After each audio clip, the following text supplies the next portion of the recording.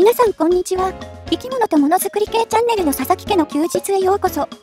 このチャンネルでは飼育している爬虫類の飼育方法や爬虫類飼育用品の制作過程を定期的に投稿しています。今回はレオパの飼育環境の模様替え企画として、レオパのシェルターを焼肉屋にして遊んでみた様子をお届けします。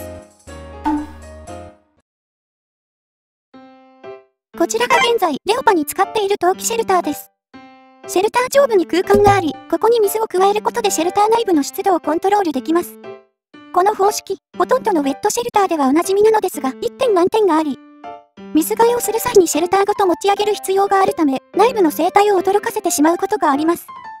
そこで今回は、生態を驚かせないようにメンテナンスできる機能的なシェルターを自作していきます。完成しました。レオパ用ウェットシェルター、七輪シェルター S サイズです。こちらのシェルター、大衆焼肉などでおなじみの七輪の形をしており、設置するだけでなんかちょっと換気が間に合っていなくて煙たい焼肉屋の雰囲気を味わえます。このシェルターの機能的な特徴としては、シェルター本体と網の部分が分離できるようになっており、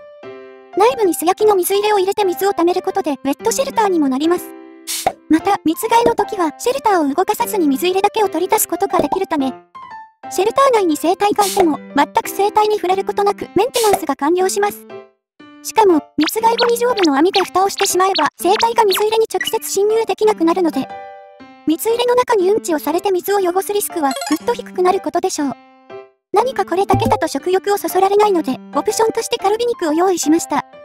網の上にお肉を置くだけでぐっと焼肉屋っぽさが出てきましたね。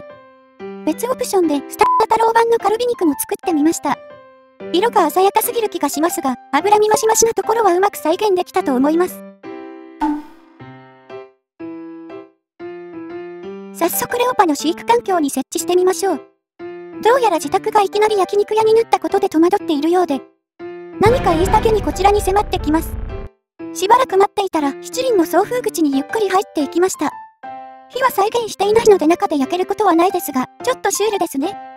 くるりと反転して尻尾部分がはみ出したままで休み始めました。ちょっと小さすぎたかな？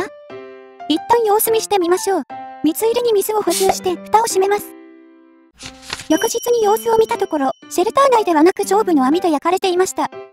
何かを訴えかけるように徐々に近づいてきます。どうやらシェルターが小さすぎたようなので作り直してみましょう。完成しました。レオパ用ウェットシェルター、七輪シェルター L サイズです。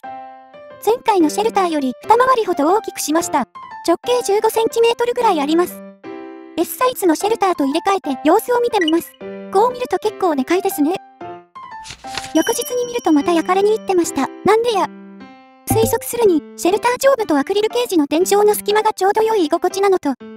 水入れの湿気が上に溜まって、こちらもちょうど良い湿度になっているのでしょう。別の日に観察していたら、ちゃんとシェルターの内部も使ってくれていたので、その日の気分的な問題なのかもしれません。といった感じで、今回は生態を動かさずに水替えができるウェットシェルターを作ってみました。あの後も何度か改良を繰り返して完成したものがこちらです。サイズは最初の S サイズと L サイズの中間、レオパの体格にちょうど良い M サイズにしました。高さが 90mm、外径の最大が 130mm 程度なので、レプタイルボックスにも対応しています。お肉も接着式から着脱式にすることでレイアウトの自由度を上げてみました。